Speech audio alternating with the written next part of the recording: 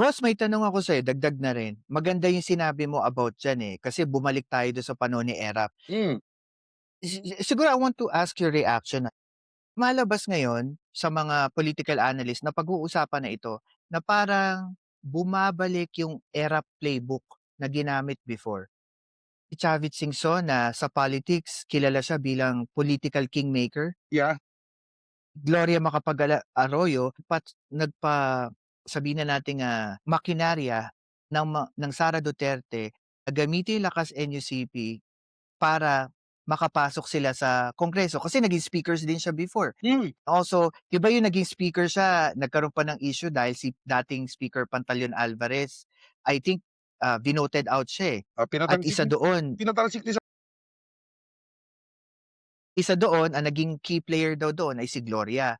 And then ngayon, parang lumalagay yung ERAP 1.0, yung mga key people sa politics, Gloria, si Chavit Singson ay lumalabas na naman, lumilitaw na naman.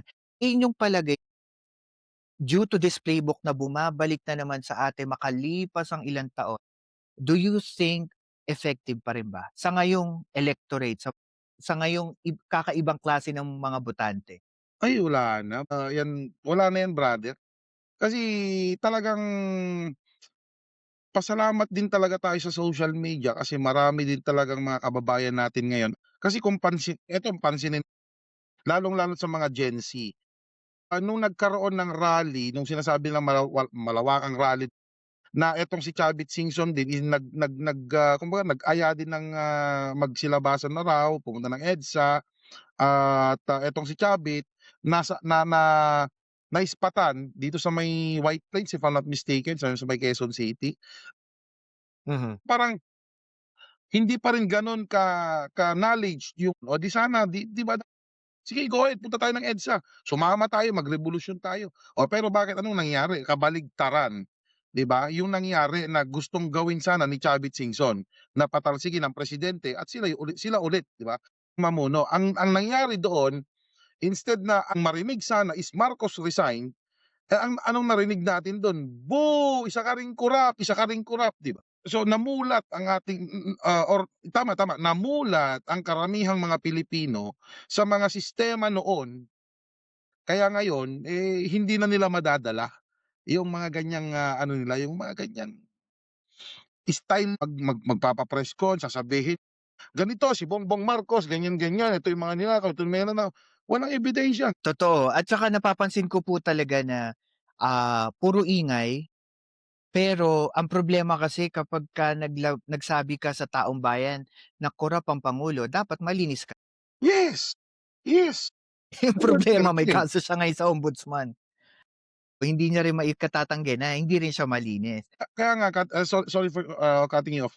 Kaya nga 'di ba, ano dun sa EDSA nung bumaba si Chavit, anong sabi sa kanya, "Boo, isa ka rin, kurakot ka rin, boo, boo, boo." Kasi alam nila na batikos ka ng batikos sa presidente na wala ka namang maipakitang ebidensya, samantala ikaw, itong si, Chavit Singson, ang daming nagsasabi, kumbaga parang weteng lord, yung mga Mhm. land grabber, 'di ba?